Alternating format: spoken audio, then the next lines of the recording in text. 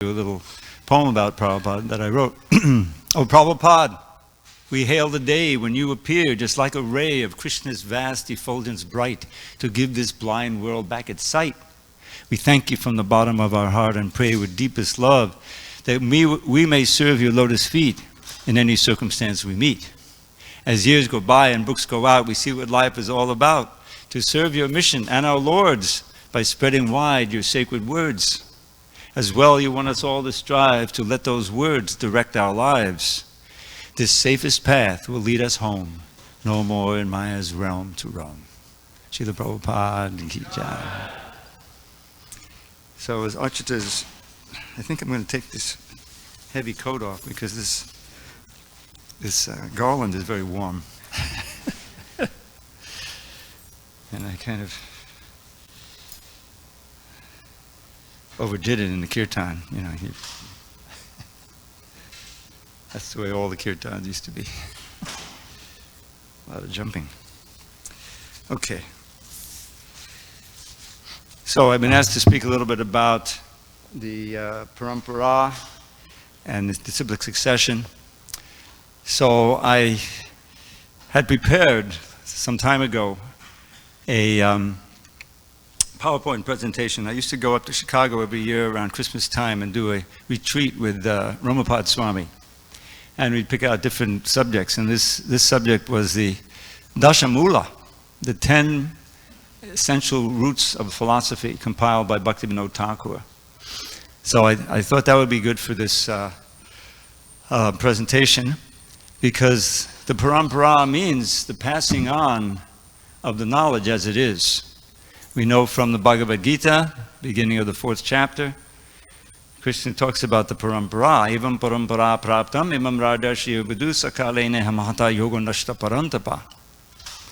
That the science as it is, passed on from guru to disciple, was understood by the great kings, the Rajarshis, the saintly kings, because in the ruling they needed to be well versed in the Shastra and lead according to the Shastras, like Maharaj Pariksit and others, Yudhishthira, etc. But because of the powerful force of time, that disciplic succession had been broken. So he's now giving Arjuna the knowledge, and then he'll start another disciplic succession. So this, let's see, I'm going to go backwards. Yeah. So this, these 10 roots was gleaned, as I'll explain here, by Bhaktivinoda Thakur from the teachings of Lord Chaitanya to Sanatana Goswami that are recorded in the Chaitanya Charitamrita. So I'm just going to read this and then we'll comment as we go on. And I think you can see it there. So Gaudiya Vaishnava theology is the perfect balance of head and heart. And in this quote, famous quote from Srila Prabhupada's purport in the 3rd chapter of Bhagavad Gita. Religion without philosophy is sentiment, or sometimes fanaticism, while philosophy without religion is mental speculation. So Gaudiya Vaishnavism, as Lord Chaitanya presented it, and as his followers have taught it and practiced it, is this perfect balance. There's plenty of philosophy, as we know, but there's also sentiment, or rather the balance, the heart, the feeling is there, and everything is balanced nicely.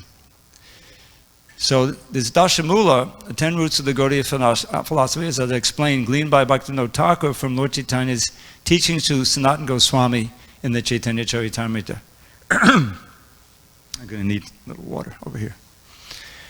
And this is a verse. Oh, I'm sorry, I didn't see that. Oh, I guess this is the table that the water sits on. Okay. So this is the verse he composed, which has those. Yeah, okay, you can put it here, right there. Good, thank you. It has the 10 philosophies, and it begins with this word amnaya, which we're going to discuss, because that talks about the disciplic succession. So it's a bit much for everyone to chant. So I'll just chant it myself. You can follow along. Amnaya prahatatvam hadamiha padamam sarvashaktim risabdim tadbinangshangsta jivan prakatikabalitangstas tadvimuktangstabhavat Beda Beda Prakasham Sakalam Apihare Sadhanam Shuddha Bhaktim Sadyam Tat Pritameve Tubadishati Harir Godachando Bhajetam. Which means, I worship Lord Gaurachandra, who teaches, 1, the absolute truth can be known only through the Vedic literature. Now, Bhaktivinoda Thakur explains that the Amnaya means the Vedic literature as received through the disciplic succession. So that's very important. Number 2, so here's these 9 points. Krishna is the absolute truth, the Supreme Personality of Godhead. 3, Krishna possesses infinite and varied potencies. 4, Krishna is the ocean of rasa, relishable loving exchanges with his devotees. 5, every soul is Krishna's minute separated part. 6, certain souls are swallowed up by Krishna's illusory external energy. 7, certain souls are released from the grasp of Krishna's illusory external energy. 8, all spiritual and material phenomena are simultaneously one with and different from Krishna. Who knows the Sanskrit phrase, that famous phrase? Chincha Beda Beda Tattva. 9, devotional service to Krishna is the only means of attaining the goal of life. And 10, prema, pure love of Krishna, is alone the goal of life. Now, before we proceed, how many of you have heard of this division of the philosophy into Sambandha, Abhideya, Prayojana? A lot of devotees, yes. So these 10 points are divided in that way. Number 1 through 8 was all Sambandha. Understanding who is God, who we are, what this world is, what the relationships are. All of that is then 9 is Abhideya, devotional service. And 10 is Prayojana, prema, the pure love of Krishna. Okay.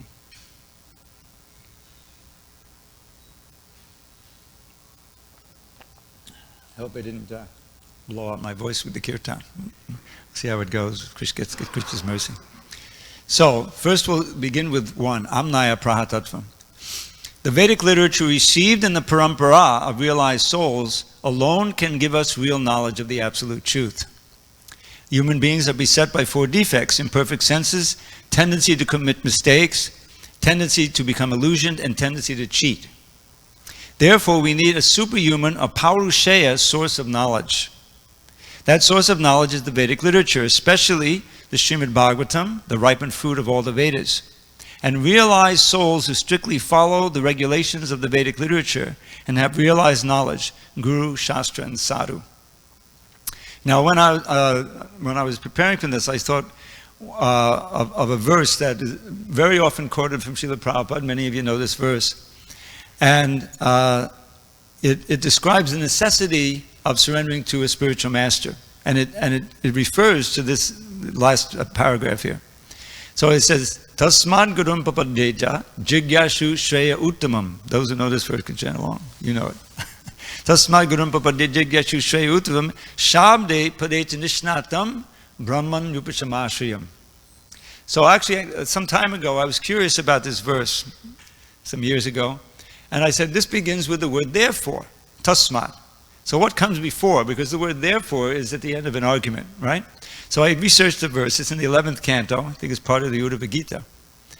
And it's describing, the first few verses before this prove that you can't be happy in any material endeavor. You know, it begins on the ordinary level. People get together and they get attracted to each other, form families and everything. But at the end, what happens? There has to be division, death, all of these things. You can't really be happy that way. Well, okay, how about let's go to the heavenly planets, you know? But there he says, no, there's also rivalry there. We're just in the 6th canto, how the demigods are sitting up there nicely, but Indra offends Brahaspati in the 6th canto. You remember that? He walks out, and suddenly they're very weak, and the demons take over the whole heavenly planets, and they're exiled. And they approach Brahma. They're all injured from all the weapons that the demons have attacked him with. So heaven is not going to make it either. So the point is that if you really want Shreya Uttamam, very important phrase, the ultimate good means the ultimate happiness means going back home, back to Godhead, for an eternal life of bliss and knowledge. Right? We know this from reading Prabhupada's books. So none of that is available here. If you want that, then you have to approach a spiritual master who has these qualifications. which relates back to our theme here. Shabde pade chanishnatam brahman yubhishamashriyam. And this is in summary, it's like a little sutra. So Shabde refers to the Vedic teachings, especially we know Srimad Bhagavatam, the ripened fruit. So he's fixed, he or she is fixed in the Vedic sound. Shabde means sound, heard, the Shrutis, and the ripened fruit of the Shrutis, the Bhagavatam. And Pare is short for Para, or the Supreme Personality of Godhead. Nishnatam, fixed in devotion to those and steeped in the Vedas, realizing the Acharya principle. He knows in detail, lives according to it, and teaches. I made a little sutra out of that. Learn it, live it, give it. Okay? You can do that for book distribution. Learn the Bhagavad Gita, live according to it, and give it out. But in the ultimate sense, it's the Acharya. The definition of Acharya is he knows the Vedic literature is inside and out. We saw that with Srila Prabhupada. He completely observed the principles, lived according to that, and he took the trouble to preach. Take a great risk and out of great compassion. That's the Acharya principle. So we're all supposed to be to do that in our own little way. We have to learn the books. Srila Prabhupada wrote them. He said you have to read them, not just distribute it. Read them and study them. Become steeped in the knowledge. Live according to it, accept it, have faith, and give it out. Either as book distribution, preach to others, preach to each other, right? That's another important thing, association. So, this is the first thing, Amnaya Pratattvam. We have to consult the Shastra as revealed through the parampara, and we have this great advantage. Srila Prabhupada has given us the essential Shastra by the great Acharya. So that's the first thing. And so Bhaktivinoda Thakur gives a summary explanation of this first point. Now, where does he give it? This verse that I just recited, giving the 10 points, is located in a book that I discovered. Our old friend Kushakrata Prabhu, who spent 20 years here in New Dwarka translating all these literatures. And one of the verses was a Gauranga Lila Smarana Mangala Stotram. Auspicious stotras, verses for remembering Gauranga's pastimes, Lord Chaitanya's pastimes. And I believe this is one of the books he sent to Montreal, along with the English Lord Chaitanya's Life and Precepts. So within that book, you'll find this Amnaya Sutra and Bhaktivinoda Thakur's summary of each point. A verse. This is all from a Sanskrit verse that he wrote. So here's the translation. The self-evident Vedas, which have been received in the Sampradaya through the Guru Parampara by recipients of Sri Hari's mercy, such as Brahmaji, are known as Amnaya Vakya. The 9 Prameya Tattvas, these Prameya Tattva means truth, evidence that we live by, are established by these Amnaya Vakyas with the help of other sources of evidence that follow the guidance of these scriptures, such as evidence obtained by direct sense perception. Reasoning based only on logic is always ineffectual in the matter of evaluating inconceivable subject matters, since logic and argument have no access to the realm of the inconceivable. So, the other aspects of gaining knowledge can work in support of what we hear from the realized sources. But they themselves cannot get to that inconceivable knowledge, you understand? Just like we see the deities every day. We're seeing how beautifully Rukmini, Dwarkadish, and Gaurnitai and Jagannath deities are dressed. So the senses are helping us to confirm, yes, the Lord is very beautiful. And not only that, but Srila Prabhupada, right? He trained his pujaris and showed them. So much is confirmed by what we see indirectly. You go to the holy dham, you go, and so all of your senses, tasting prasadam, oh, I can taste the devotion that was cooked, it is so delicious, offered to the Lord. But just tasting is not going to give it to you. Then you go out, tasting some maya. So this is the Bhaktivinoda's explanation. So that's point 1. Point 2, Hadamiha Padamam. Lord Hari, Krishna is the Supreme Personality of Godhead. Having accepted the Bhagavatam as the supreme pramana, or evidence of transcendental truth, we must accept the Bhagavatam's statement concerning the identity of the supreme and original source of all. And here's this famous line from the 3rd chapter, 1st canto of the Srimad Bhagavatam, 28th verse. Ete changsa kala pungsa Krishnas tu Bhagavan Swayam. All of the above-mentioned incarnations are either plenary portions or portions of the plenary portions of the Lord, but Lord Shri Krishna is the original personality of Godhead. I remember when I was first joined, it's almost 50 years exactly now, on March 27th, I moved into the temple, just 2 weeks before Brigupati. So I'm his senior godbrother. Where is he there? and he came, and Prabhupada came along with Brigupati. Prabhupada arrived actually very close to that, week after, and was giving lectures on Kunti's prayers. I'll never forget those wonderful lectures. So, Ete Changsa Kalapunga, there's a list in the 3rd chapter of all these, of the Dasha-avatars and others also. Now the Muni's there, Krishna's also in the list with Balaram. And there's this, all of them are either plenary portions or portions of plenary portion, but Krishna is God himself, is Bhagavan himself. And in the stationery in that early Brooklyn temple, that would be one of the themes. You put that up at the top. Krishnastu Bhagavan Soyam. Krishna's the Supreme Personality of Godhead. And actually, this is like the foundation of the whole movement, that Krishna is God. Krishna is God and Lord Chaitanya is Krishna. Everything is built on that. You see? At the beginning of the CC, 3rd verse, you find a verse composed, I think, by Sri Damodar Goswami, proving that Lord Chaitanya is Krishna. You know, I'm not going to chant. Yadadvaitam Brahmo Panashadita. The Brahman effulgence is his golden complexion, glow. The super soul is his plenary expansion. He is himself the Supreme Personality of Godhead. So everything rests on that, our faith in that there is a God, that is Krishna, and we learn all about Krishna from Bhagavad Gita and Srimad Bhagavatam, and that Lord Chaitanya is that same Lord come again to preach in this age. So, going on. So, Haramiya Paramam, Krishna is supreme. I gave the wrong thing. Okay. In the Bhagavad Gita 10.8, Krishna confirms his status as the absolute truth. Aham sarvasya bhavavo mattak sarvam bhavartate. This is from the first of the 4 essential verses of Bhagavad Gita, 8, 9, 10, and 11. I am the source of all spiritual and material worlds. Everything emanates from me, says Krishna. This is the very definition of the Supreme Brahman given in the Vedanta Sutra. Janmad yasya yataha. You know, in the first sutra it says, Atato Brahma Jigyasa. Now, therefore, you've got a human form of life, inquire into Brahman. 2nd sutra answers what is the essential nature of the Brahman. Janma Adi. Adi means birth, sustenance, destruction. Everything emanates from Krishna. He sustains everything through his energies and through the super soul. And ultimately, everything merges back into him. Bhaktivinoda Thakur gives a summary. Lord Hari, the Supreme Being, is one without a second. Brahma, Shiva, and Indra offer respectful obeisances to him. His bodily effulgence is the impersonal Brahman effulgence, which is free from any material contamination, and the all-pervading Supersoul is his partial manifestation. He is the father of the universe and the transcendental lover of Srimati Radharani. His purely spiritual form has the luster of a fresh rain cloud. So these are a few meditations on Krishna, Krishna's form and who he is.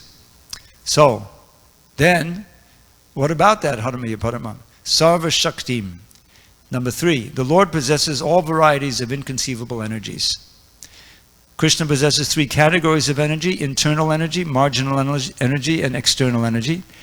And the internal energy has 3 divisions: Sandhani, existence; Samvit, knowledge; and Ladani, bliss. Now in the 4th chapter of the Adi Leela, I highly recommend you read through the Chaitanya Charita, of course, and when you get to this 4th chapter, study it carefully. These external and spiritual energies are explained very nicely there. The whole basis is Ladani Shakti. Radharani is Ladani Shakti personified. She's the pure love of Krishna personified. And her whole purpose in life is to give Krishna pleasure. And so everything comes down from that. So he's full of all kinds of Shaktis. Of course, 7th chapter, Bhagavad Gita, you learn about the material energies. And throughout the Bhagavatam, you learn about the material and spiritual energies, how they're working. So this is step number 1. In the 7th chapter of the Gita, right, Krishna goes back a little bit, because he gave Arjuna so much instruction in the 6th chapter about meditation, right, the dhyana yoga, but Arjuna said, I can't do it. Chanchalam himana Krishna. The mind is restless like the wind. It's like trying to control a hurricane. And so then at the end of the chapter, he encourages Arjuna and says, don't worry, yoginam api sarveshun magaten antaratmana. That those who are always thinking of me with great faith and worshiping me, they're the best yogis. So Arjuna is an intimate friend of Krishna, so that was a big relief. And then at the beginning of the 7th chapter, he says, Maya Sakta Manaparta Yoga Mujin Manashe. And now I'm going to show you how you can cultivate attachment to me. Your mind can naturally cultivate attachment without all this business of official meditation. And he begins explaining the material energies. Right? Bhumarapa Olano Vayu. And how we can see Krishna in these energies. You take some water, don't just drink water. I am the taste of water. I'm the light of the sun and the moon. Right? I'm the fragrance in the earth. I'm the ability in man. So all of these things we encounter every day, if we think of the Bhagavad Gita, we'll say, oh, this is made possible by Krishna. He's made my tongue so I can taste the water. He's made the water. So where is there not Krishna? So in this way, we can naturally come to think of Krishna, even in our daily activities. So all these energies should be understood. We ourselves are marginal energy. It's not that we're created by the marginal energy. We are the marginal energy. And why marginal? Because we're originally in the spiritual world with Krishna. But because we're marginal, we have the tendency or the ability, if we want to turn our backs on Krishna and to become absorbed in the material energy. And then we get entrapped. As soon as we become absorbed. The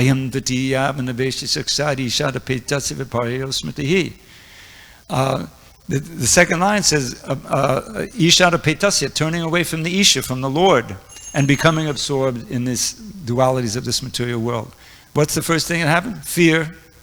We're no longer protected by Krishna, right? The material energy is so dangerous. The child comes out of the womb, doesn't know anything, gets slapped and starts crying. It's a very fearful situation.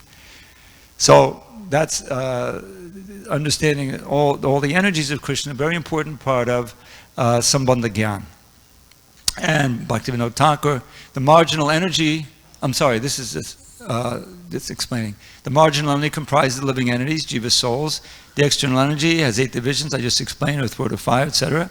By means of these internal, marginal, and external energies, wielded personally and through his plenary expansions, Sri Krishna infallibly executes his will both in the spiritual and material worlds. Parasya Shakti Vibhadhaiva Shuyate Swabhavaki Jnana Bala Kriyacha. Prabhu would quote this verse all the time. Parasya Shakti, all of these transcendental energies possessed by the Lord, we learn from the Shrutis, and therefore Swabhavaki, automatically by his will, Jnana Bala Kriya, by knowledge, by strength, by will, everything is going on.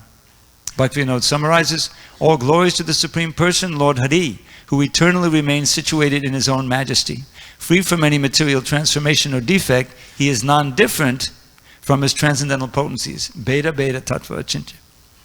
He is the controller of various energies, divided into 3 groups: superior, transcendental potency, living entities, 3, and inanimate material nature.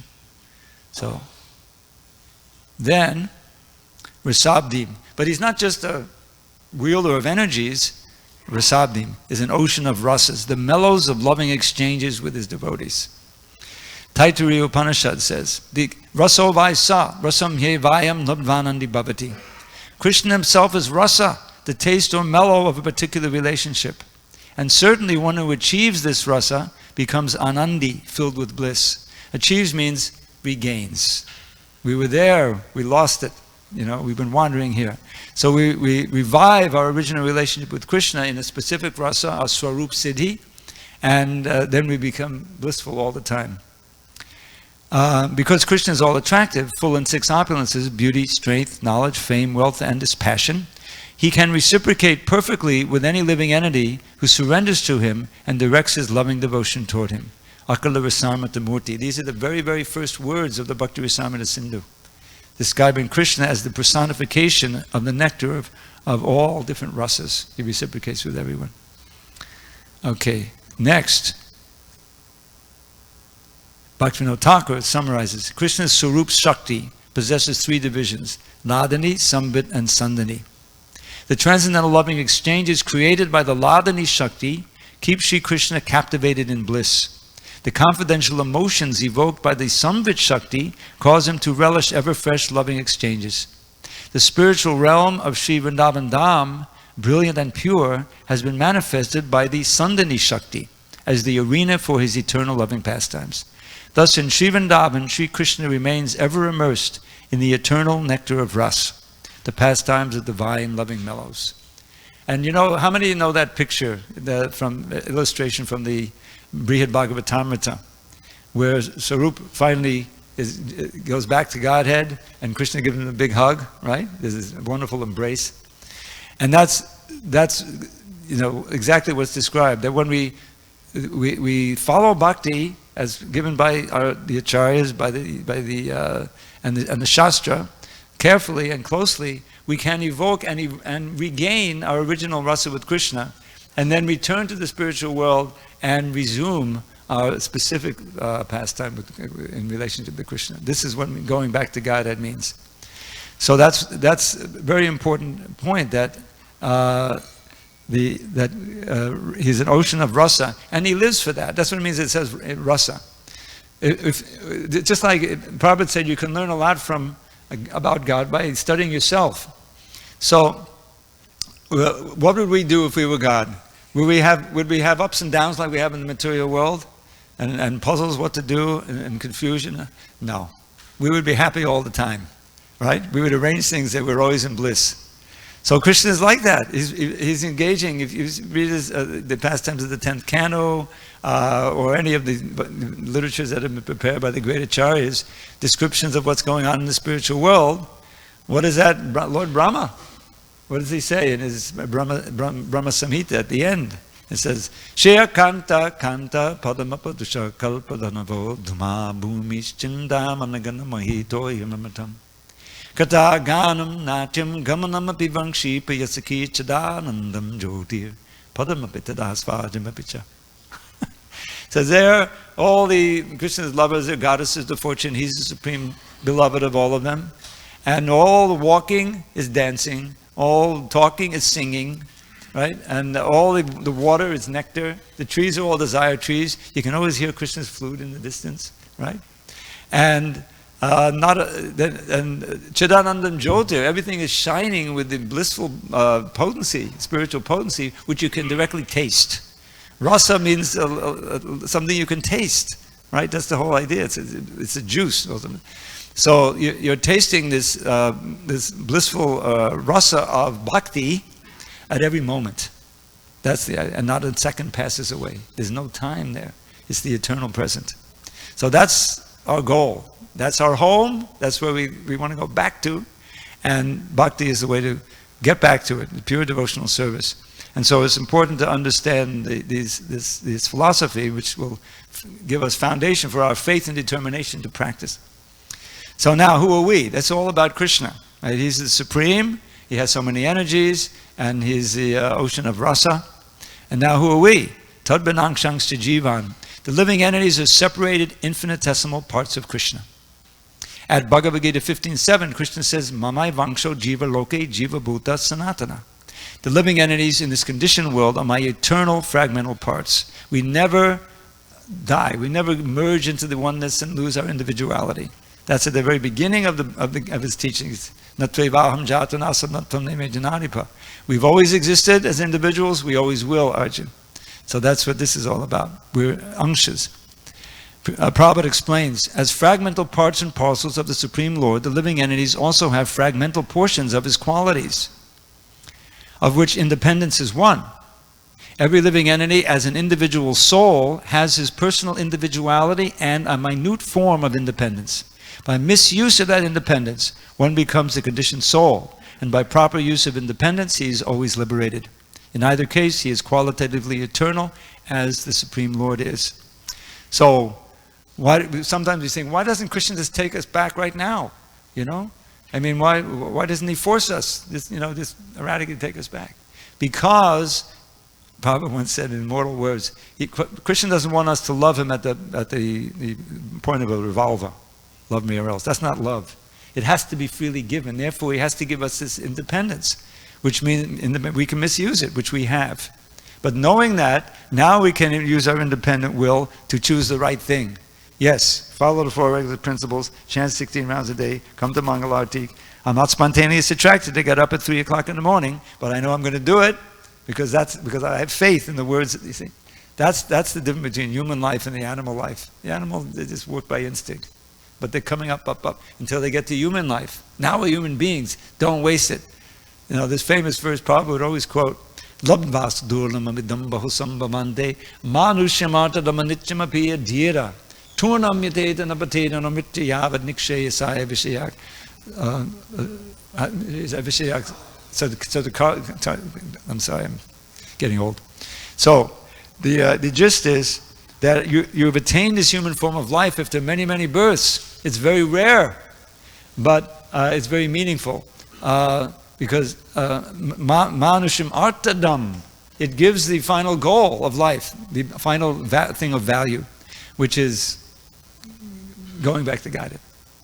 But it's temporary. Anityam. So one has to be dhira, sober-minded.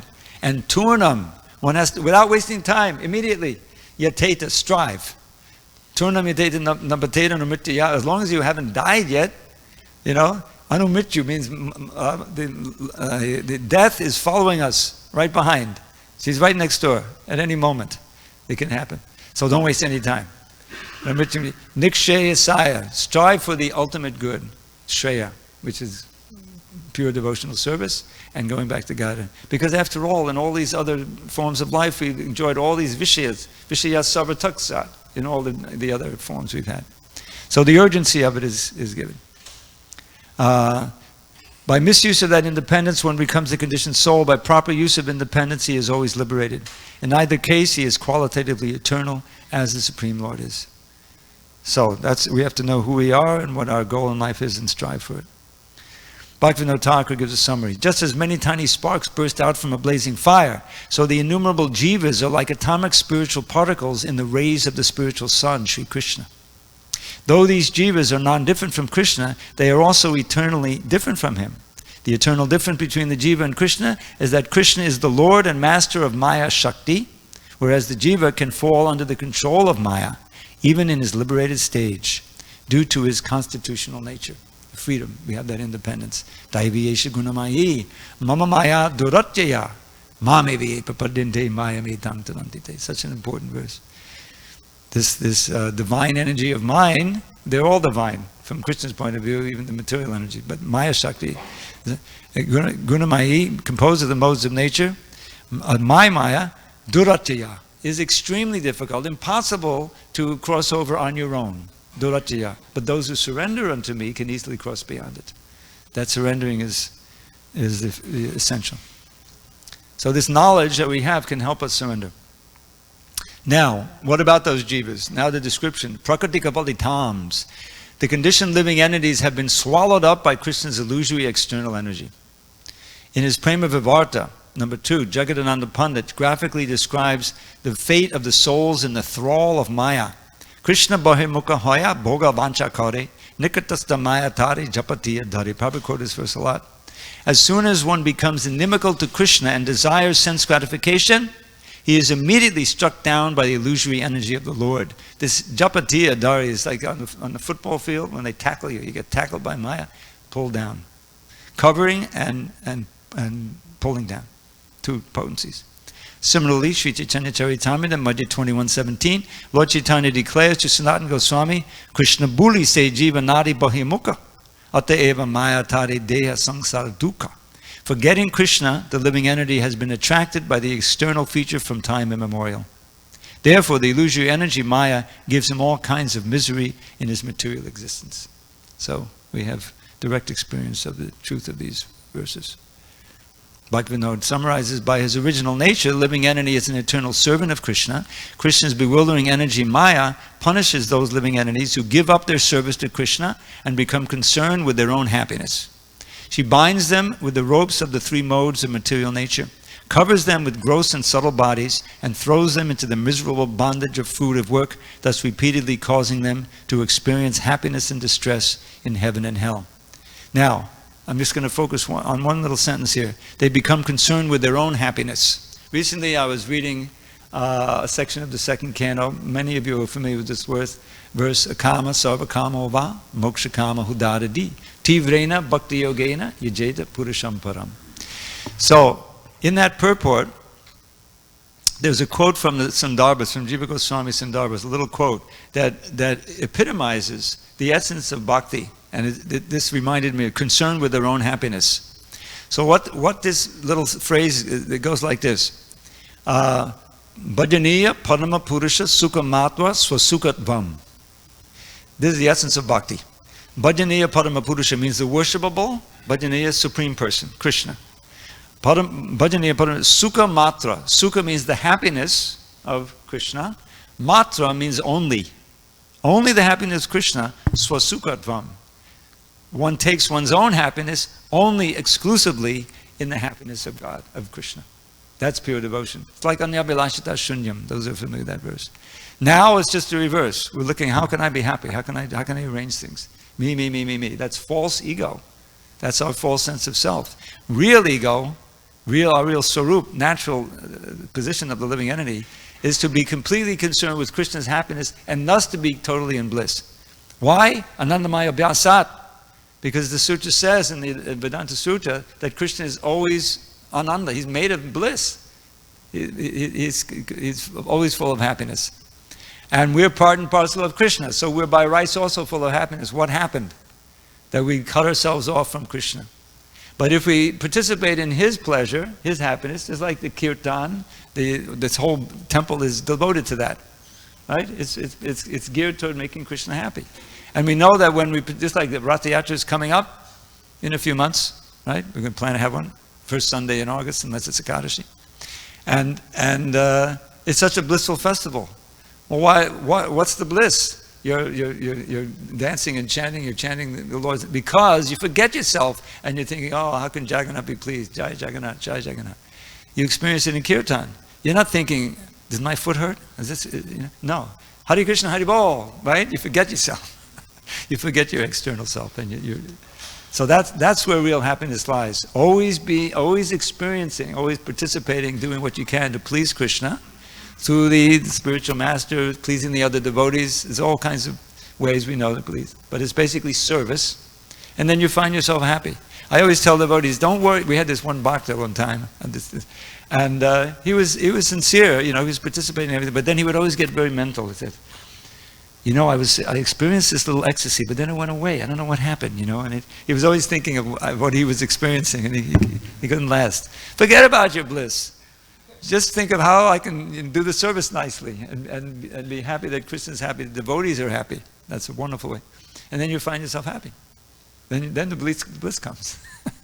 The bliss comes when you forget about it. So this is being captured, swallowed up by Maya. But not to tadvimuktam stabhavat. Some are liberated. That's the next one. Point 7. Some souls are released from the grasp of Krishna's illusory external energy. In the Bhagavad Gita 4:9, Krishna says, Janma karma chame divyam evam yo vedi tattvataha chakva deham puna janma naiti mameti sojana. One who knows in truth the transcendental nature of my appearance and activities does not, upon leaving the body, take his birth again in this material world, but attains my eternal abode, O Arjuna. So this is a real inducement to read Prabhup's books, right? And learn about Krishna's Leela, Krishna's pastimes. You get liberation. Later in the Gita 1865, Krishna promises, Manmana bhavamad bhakto madhyajim nam namaskuru mame vaishasi satyam te patijane piyosime. Always think of me, become my devotee, worship me, and offer your homage unto me. Thus you will come to me without fail. I promise you this because you are my very dear friend. So, by nature we are also Krishna's very dear friends, and this also can be our fate if we want it to be. Bhaktivinoda Thakur summarizes, while wandering among the higher and lower species in the material world, a fortunate conditioned soul may meet a Vaishnava absorbed in the flowing mellows of devotional service and gain a taste for following the Vaishnava way of life. This is called planting the seed, the famous planting the seed.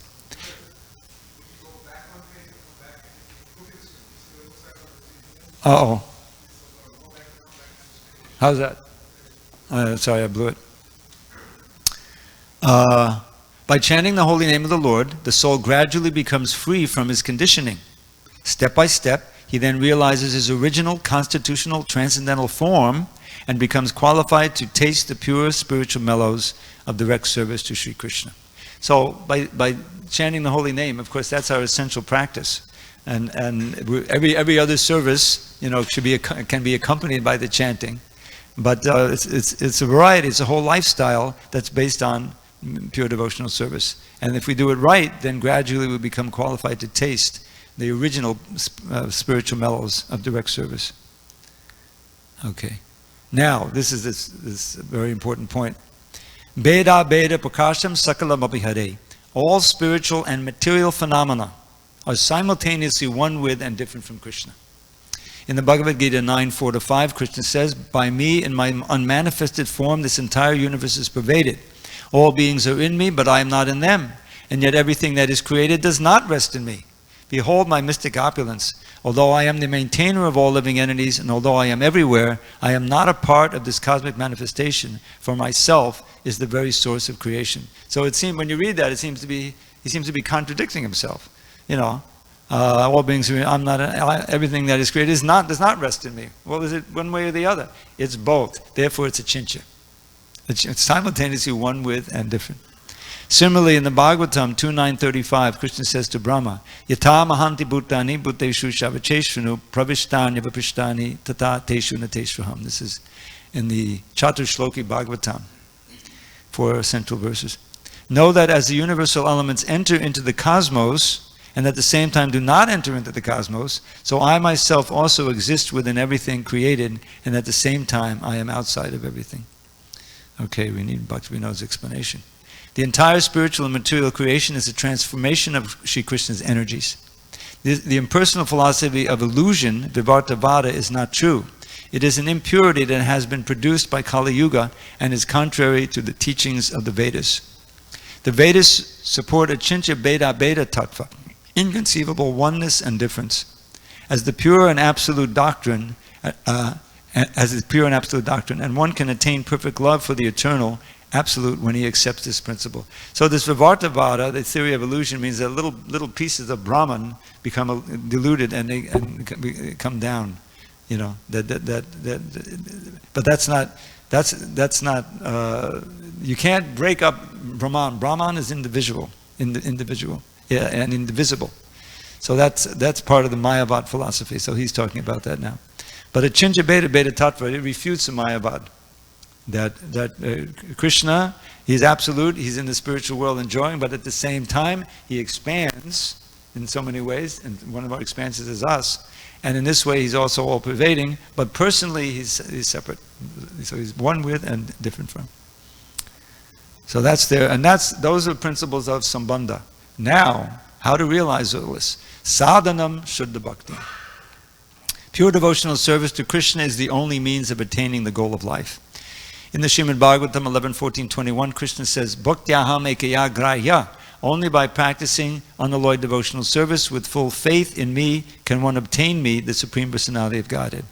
Krishna reiterates in the Gita 18.55, Bhaktyamam abhijanati yavan yaschasmi tattvataha tato mam tattvato gyatva vishate tadanantanam.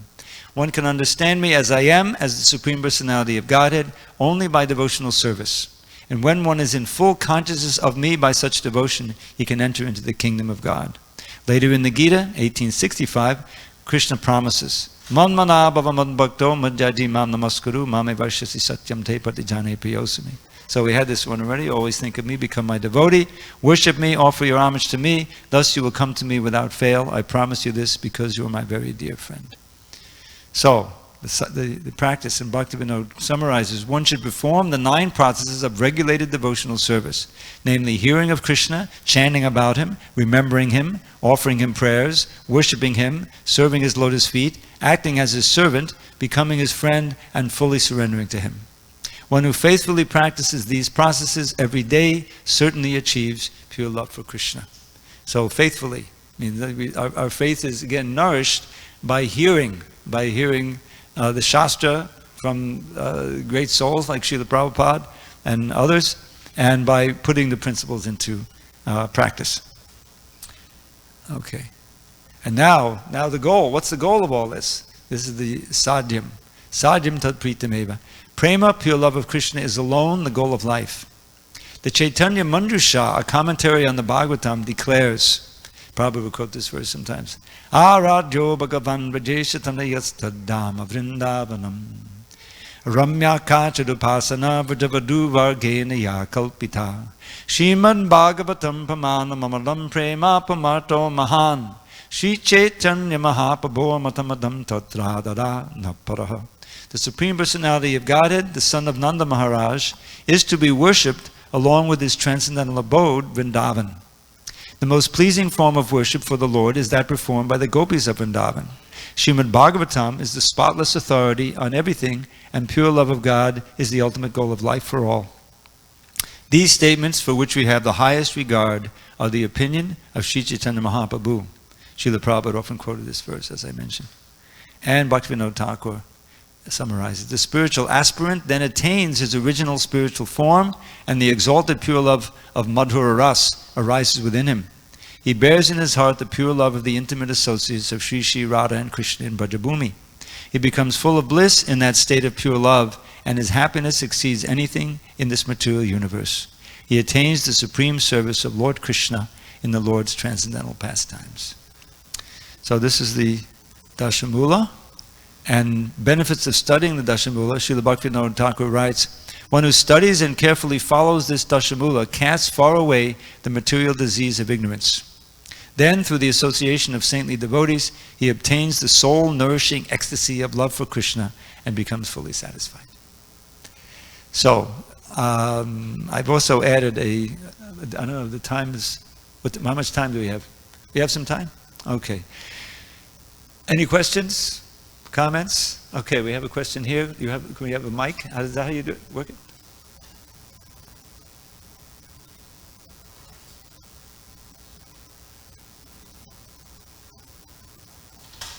Okay, take the mic.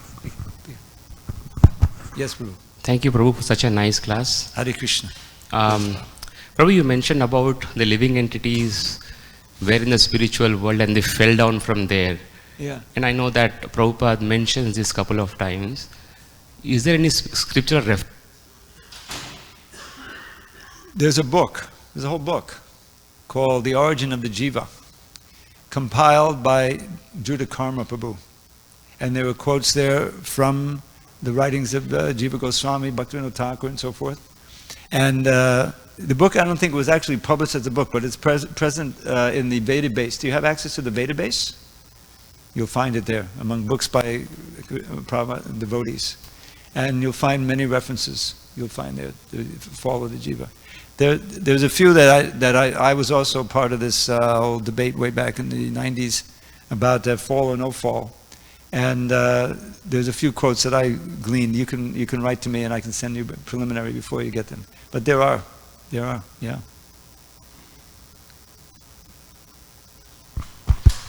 Just Uh-oh, we ran out of battery.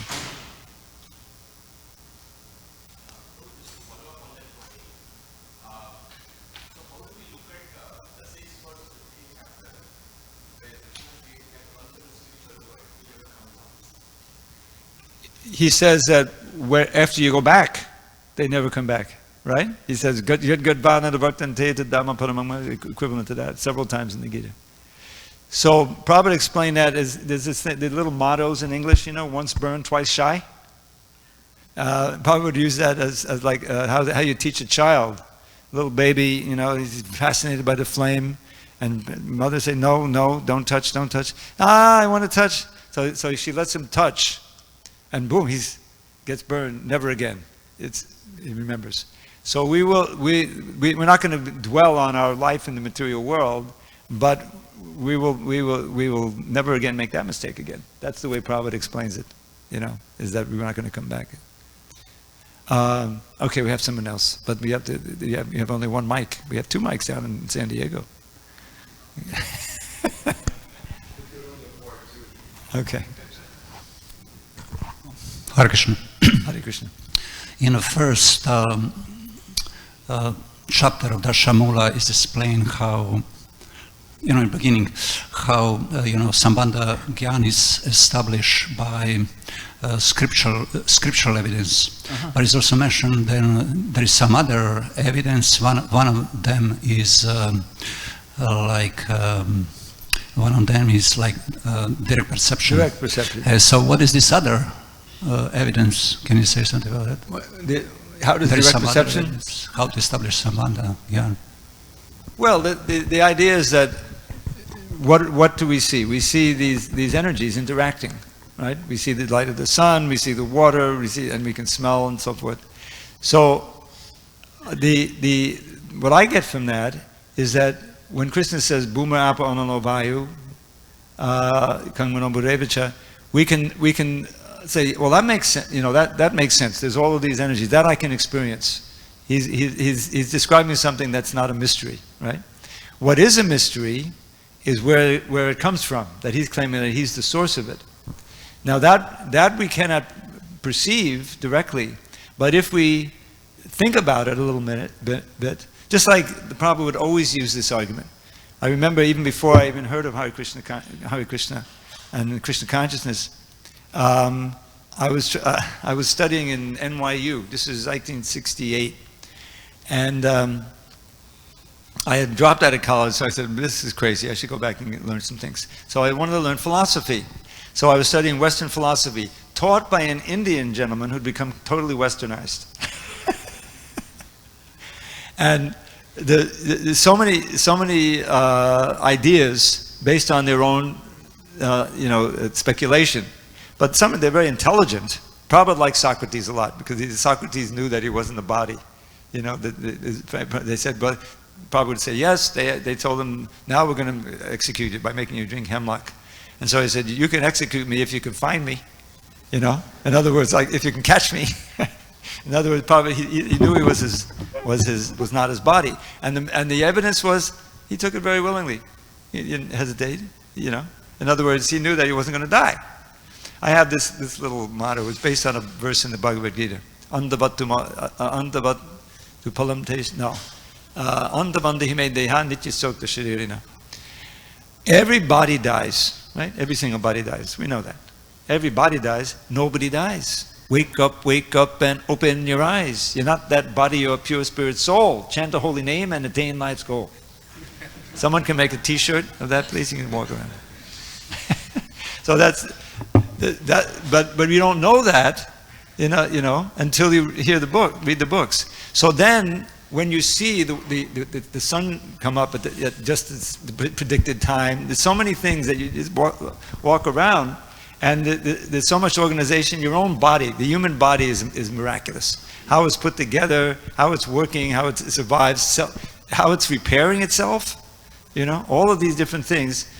To say it just happened by chance is the most ridiculous thing you can imagine. There's got to be an intelligence behind it, right? Isn't it? So this is the argument from design. Sariputta, who I worked with for a while in the BI, the Bhaktivedanta Institute, his first book, the first thing that he wrote, was like a booklet called Proof by Information Theory that Life Cannot Arise from Matter. This was his specialty in math. They have different specialties. And so this way of calculating how much information there is, how much organization. I forget how it's very complicated math. So the amount of information in the universe is just, 10 to the, with a million zeros after it. Complication, things that are organized. You can intuitively see when you see some dirt on the ground. There's no organization. It's just random.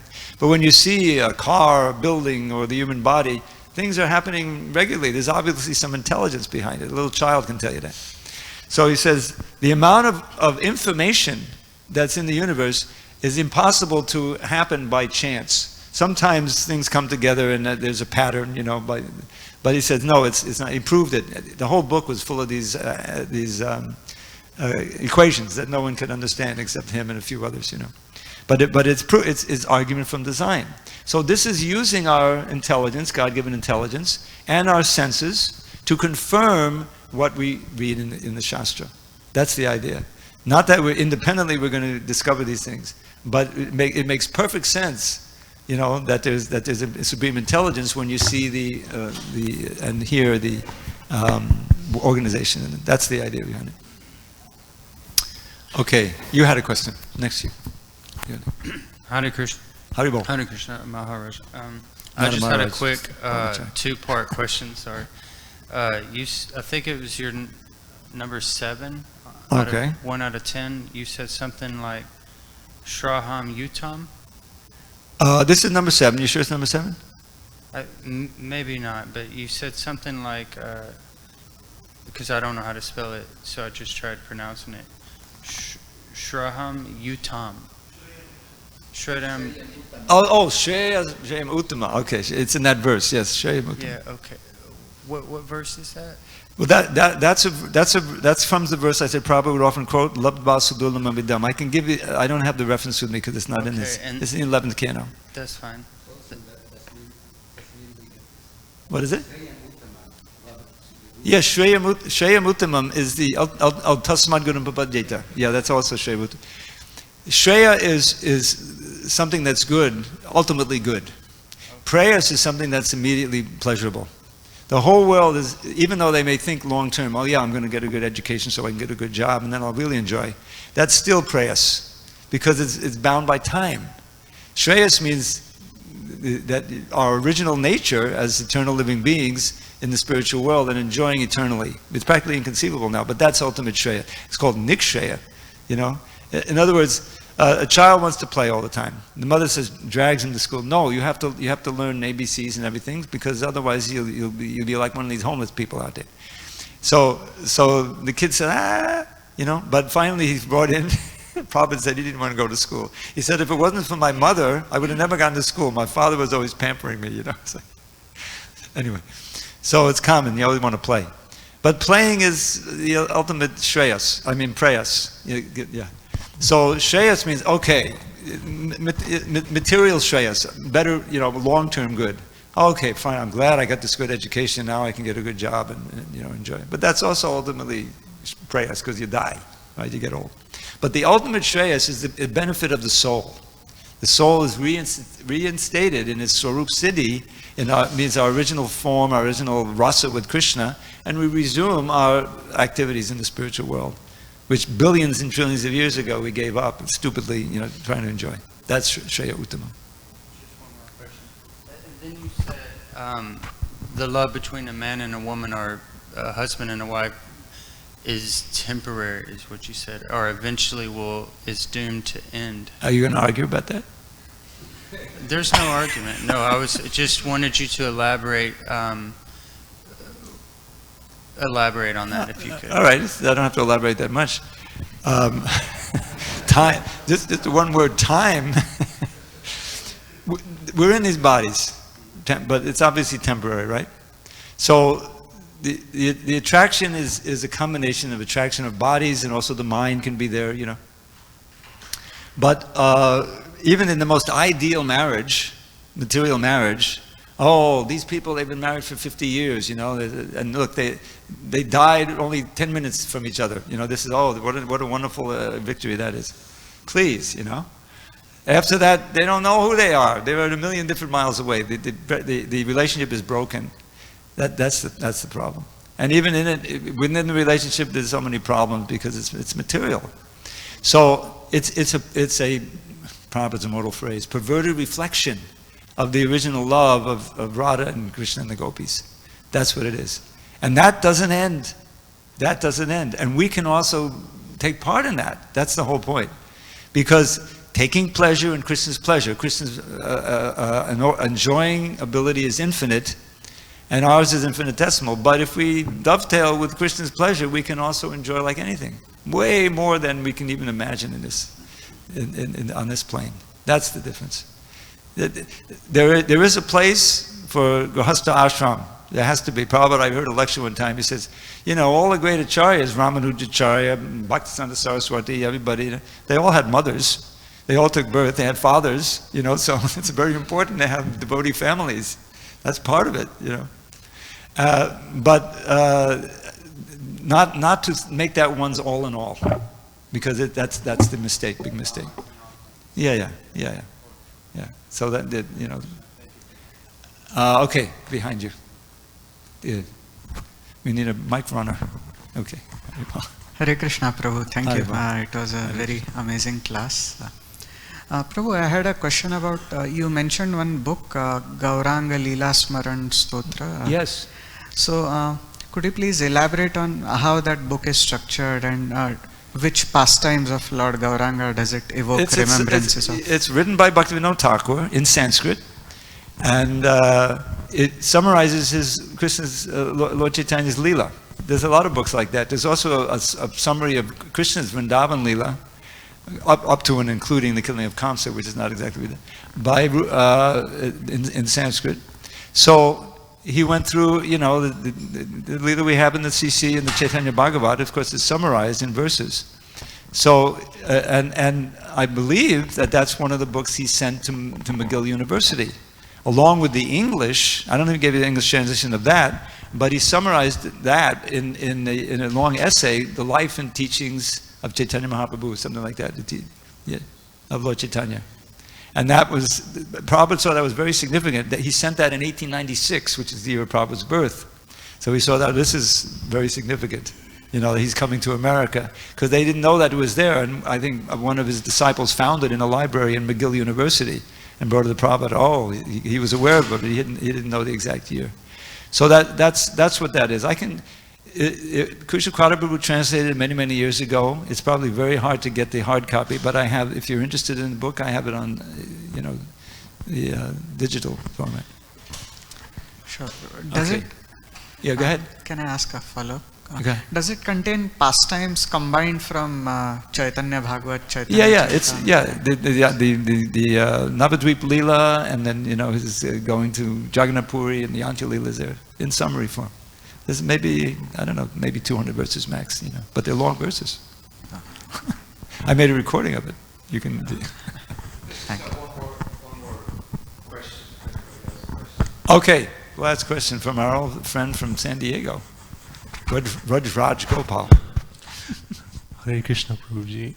Thank you so much for the illuminating class. I was trying to meditate on why out of the Dasha-mula-tattva Shiksha, there are 8 points given to Sambandha, and there is very less spoken about Abhideya or Prayojan in the Dasha-mula Shiksha. Well, the idea is that the Sambandha points are meant to inspire us and give us faith to practice the sadhana bhakti. If you want to expand on the sadhana bhakti, we got the Nectar of Devotion, the Bhakti Rasamrita Sindhu. There's so many other books that can give that. He wanted to condense it into these 10 points, and he took it from Lord Chaitanya's teachings. So he elaborates somewhat on the practice of devotional service, obviously. But this is a summary, essential. So understanding, this is the importance of understanding, reading the Bhagavad Gita, which is, the ABCs, but it's essential. And we have the description of the material energies, and we have certainly Krishna's God, all of these things that are basic. So these are basic points of philosophy that if we become well versed in them and we have faith in them, will inspire us to practice. And then how fast we go is up to us, our sincerity. So it's a brilliant thing that Bhaktivinoda Thakur has given, and it gives us a way to chant that one verse, and you get so much. The whole thing is contained there. So that's my understanding why he took so many steps, because these are points of confusion. Who are we? Oh, okay, we're the jivas, but are we hopelessly? No, some of them are liberated, So it's very brilliant. So many things Bhaktivinoda Thakur has written. Okay, so we've run out of time, or do we have time for like a couple little poems? Okay. So this is something I wrote back in 1997 in Vrindavan, for Prabhupada's disappearance. I'm sorry, a couple of go here. And Prabhupada Kripashtaka. During the Prabhupada, I used to come up every year it actually started when I was living here, the Prabhupada Festival, and they would. Several years I presented this as an inauguration of the festival. So there's no Sanskrit for this, but it's based on the Guru Vashika that we sing every morning, Mangalarti. You can see, if you think of the verses, you'll see there's a relationship with each one.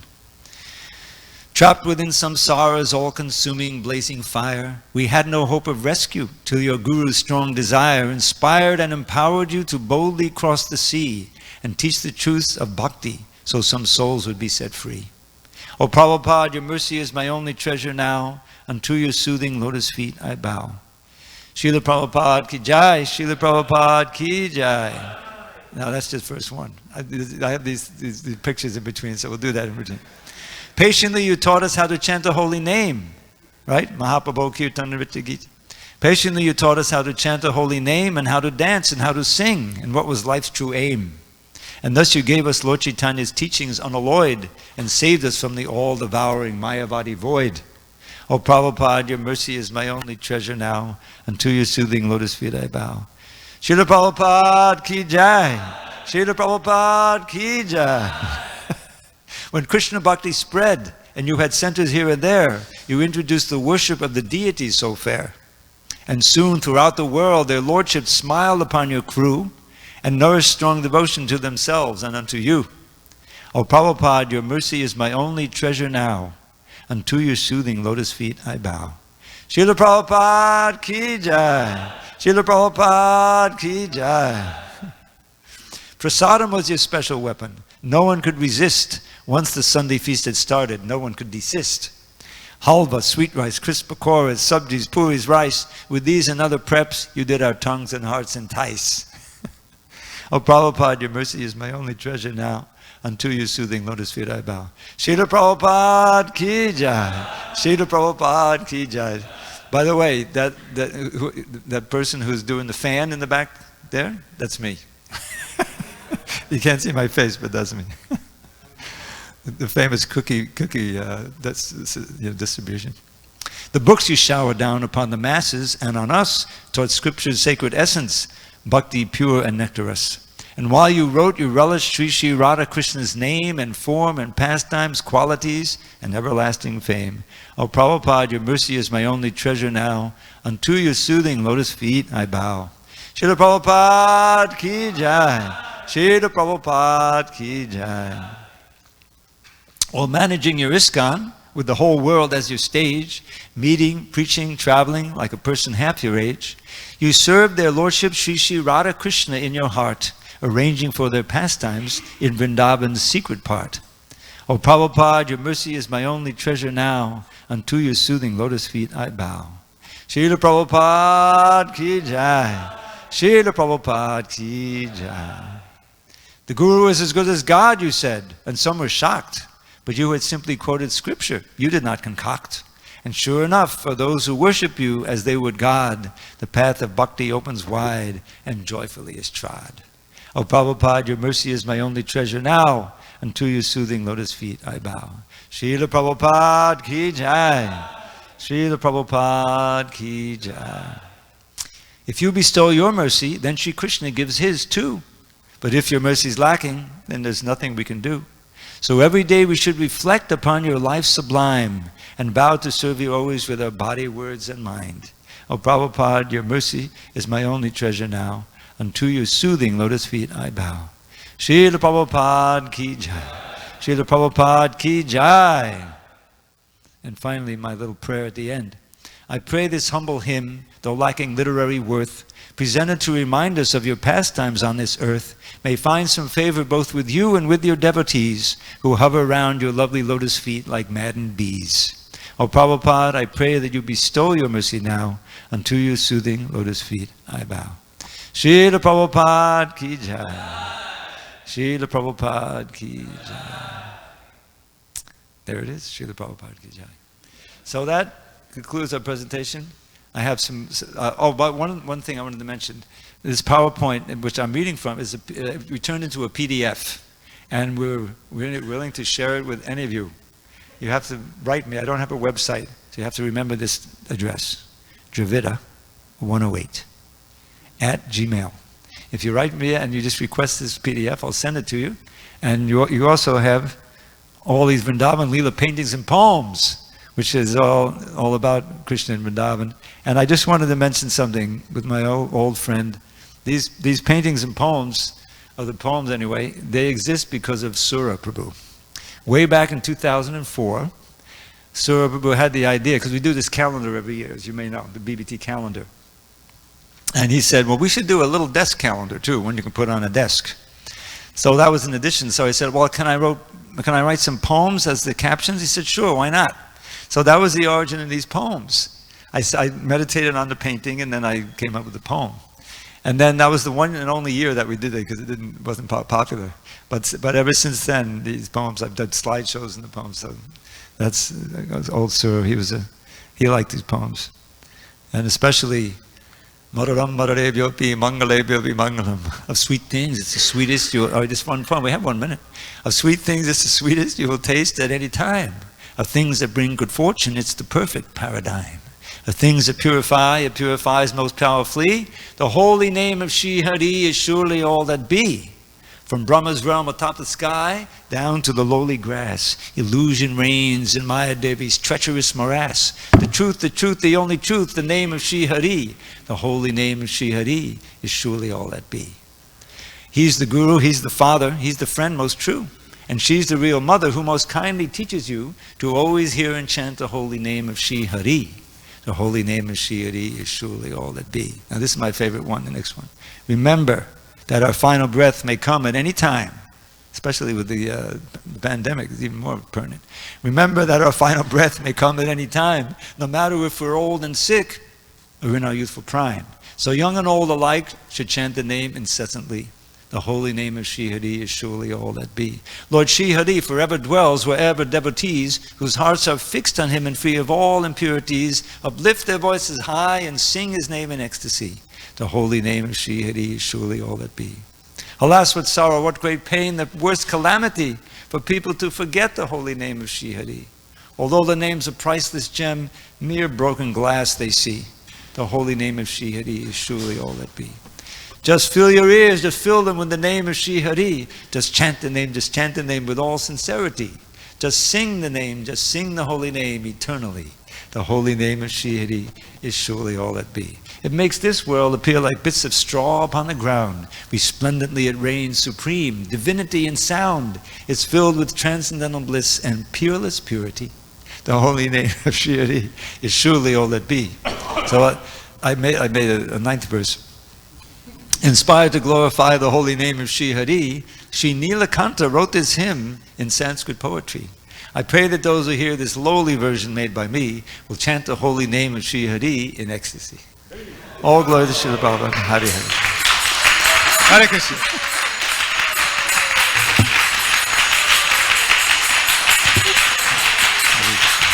All glory to Srila Prabhupada. Srila Prabhupada. Haribo. Dravida Prabhu is an ocean of nectar, an ocean of poetry. It's impossible for me anyway to remember it all, but I do remember one where he summarized it all very nicely. Just a few lines. Don't sin, you can't win. Love God, not the body. Chant Hare Krishna. There's another one like that. Sense pleasure is a dream, Krishna supreme. The aim is prema and the way is the name. Another t-shirt. Haribo. All right. Thank you very much. I see I have to come up here more often. Haribo.